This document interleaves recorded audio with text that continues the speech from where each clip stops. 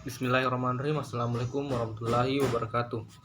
Perkenalkan, nama saya Jumari Cingkeru, NIM 20030150111, kelas PJKRC 03.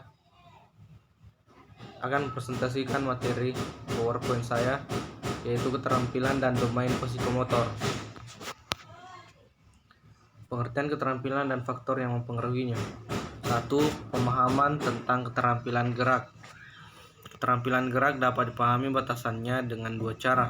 Yang pertama, keterampilan dapat dilihat sebagai tugas-tugas gerak seperti panahan, biliar, atau memahat.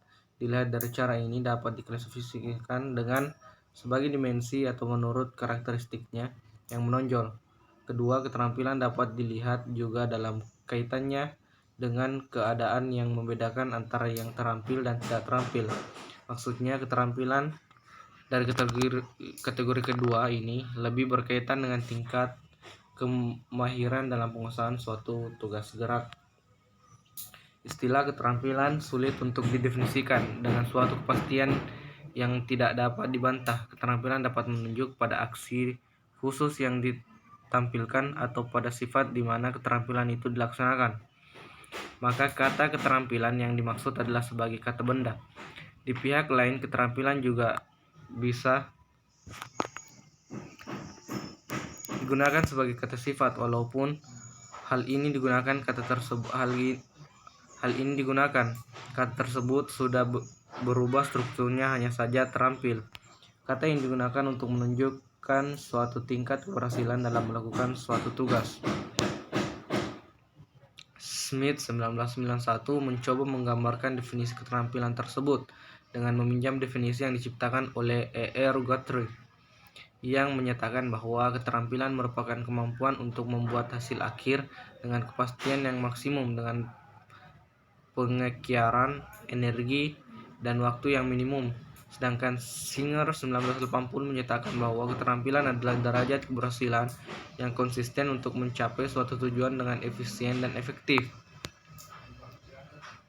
Kedua definisi, walaupun dinyatakan secara berbeda, namun sama-sama memiliki unsur-unsur pokok yang menjadi ciri dari batasan keterampilan. Unsur-unsur itu adalah: 1. Di dalam keterampilan terdapat beberapa tujuan yang berhubungan dengan lingkungan yang diinginkan, misalnya menahan posisi handstand dalam senam atau menyelesaikan umpan ke depan dalam sepak bola.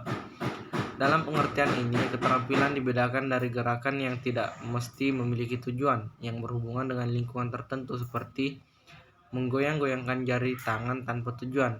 Smith 1991. 2. Di dalam keterampilan pun terkandung keharusan bahwa pelaksanaan tugas atau pemenuhan tujuan akhir tersebut dilaksanakan dengan kepastian yang maksimum. Terlepas dari unsur kebetulan atau untung-untungan, jika seorang melakukan suatu keterampilan secara berulang-ulang, maka hasil dari setiap ulangan itu relatif harus tetap, meskipun di bawah kondisi yang bervariasi.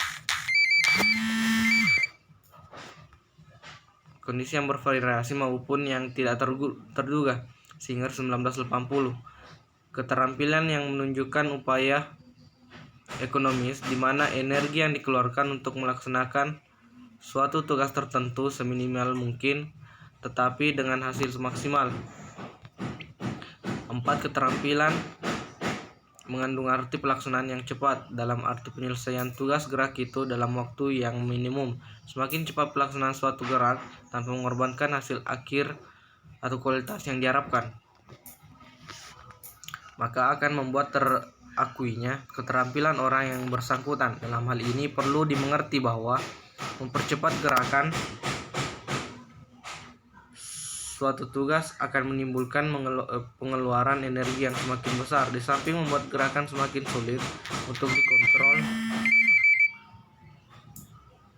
ketetapannya. Namun meskipun demikian, lewat latihan dan pengalaman, semua unsur terlibat dan menghasilkan gerakan yang terampil perlu dikombinasikan secara serasi. Sebagai perbandingan dari keempat unsur, H.W. Johnson dalam Singer 1980 mengidentifikasikan adanya 4 aspek atau variabel yang mencirikan keterampilan.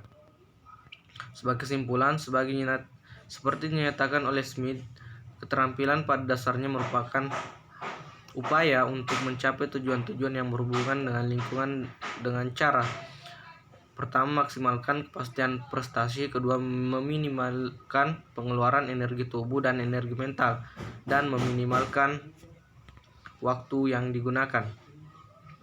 2. Klasifikasi keterampilan. Perspektif tugas. Salah satu cara melihat konsep keterampilan adalah dengan melihat sebagai sebuah tugas. Isunya di sini adalah untuk menetapkan karakteristik yang menonjol dari tugas gerak yang dapat dilakukan pelaku untuk membedakan karakteristik lainnya. Banyak pendekatan yang telah dikembangkan untuk mengklasifikasikan keterampilan gerak. Setidaknya ada 4 karakteristik yang dapat dikemukakan di sini, yaitu dilihat dari atau dikaitkan dengan: 1. Stabilitas lingkungan, 2. Cara tugas tersebut dilakukan, dan ketiga ketetapan gerakan yang dimaksud, dan relativitas pentingnya elemen gerak dan kognitif. Keterampilan terbuka dan tertutup. Keterampilan bisa dibedakan antara keterampilan terbuka dan tertutup. Hal ini berkaitan dengan kondisi lingkungan atau environment pada saat keterampilan yang bersangkutan dilakukan. Menurut Smith 1991, keterampilan terbuka atau open skill adalah keterampilan ketika dilakukan lingkungan yang berkaitan dengan bervariasi dan tidak dapat diduga. Ini hampir sama yang dikemukakan oleh McGill 1985 yang menyebutkan bahwa keterampilan terbuka adalah keterampilan yang melibatkan lingkungan yang selalu berubah dan tidak dapat diperkirakan. Keterampilan tertutup atau closed skill menunjukkan keterampilan yang sebaliknya. Smith dan McGill sama-sama mendefinisikan keterampilan tertutup ini sebagai keterampilan yang dilakukan dalam lingkungan yang relatif stabil dan dapat diduga. Dalam hal ini, Genitil mengatakan bahwa pada kata keterampilan di atas bukanlah merupakan suatu dikotomi, melainkan lebih merupakan sebuah kontinum, yaitu adanya berhubungan dengan yang semakin berubah ujung satu ke ujung lain, namun tidak terpisahkan. B. Keterampilan diskrit, continuous, dan serial. Keterampilan diskrit diartikan oleh Smith sebagai keterampilan yang dapat ditentukan dengan mudah awal dan akhir dari gerakannya. Di ujung lain dari ukuran keterampilan tersebut, keterampilan berkelanjutan atau continuous skill yang pelaksanaannya tidak memperlihatkan secara jelas mana awal dan mana akhir dari suatu keterampilan. Lalu bagaimana dengan keterampilan serial? Menurut Smith adalah keterampilan sering dianggap sebagai suatu kelompok dan keterampilan script yang digabung untuk membuat keterampilan baru atau keterampilan yang lebih kompleks. C. Keterampilan gerak kasar dan keterampilan gerak halus. Pengklasifikasian yang terakhir dikenal dengan keterampilan gerak kasar dan halus, di mana ketepatan menjadi penentu dari keberhasilannya. McGill membatasi keterampilan gerak kasar atau gross motor skill sebagai keterampilan yang bercirikan gerak yang melibatkan kelompok otot-otot besar sebagai dasar utama gerakannya. Sedangkan keterampilan gerak halus atau fine motor skill adalah keterampilan yang memerlukan kemampuan untuk mengontrol otot-otot halus atau kecil untuk mencapai pelaksanaan keterampilan yang sukses. D. Keterampilan gerak dan keterampilan kognitif. Menurut Smith, keterampilan gerak penentu utama dari keberhasilannya adalah kualitas dari gerakan itu sendiri tanpa memperhatikan persepsi serta pengambilan keputusan yang berkaitan dengan keterampilan yang dipilih.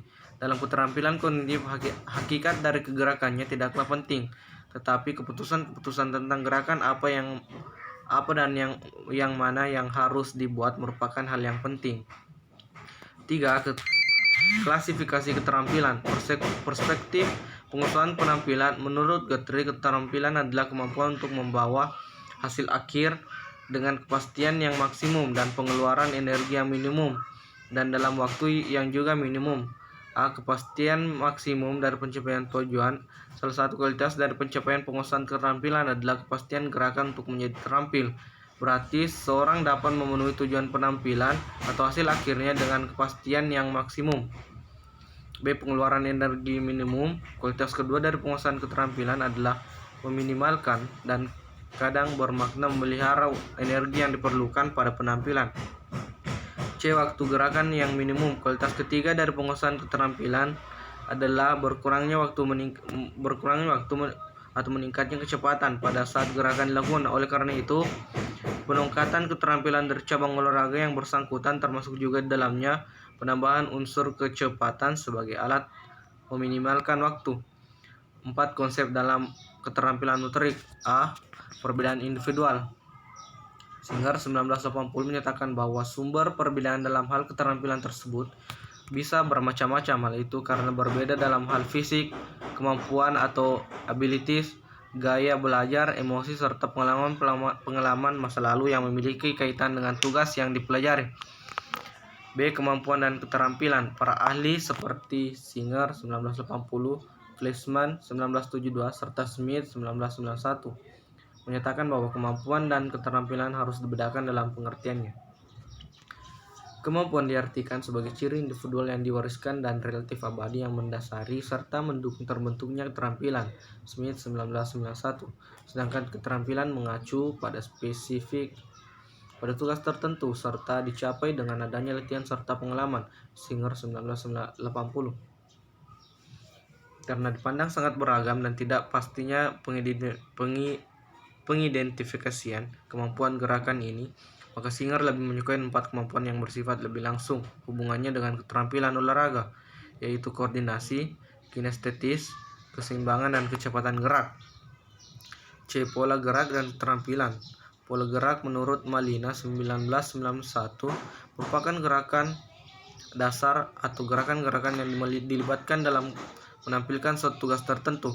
Tekanannya adalah pola gerakan yang menyusun tugas gerak tertentu.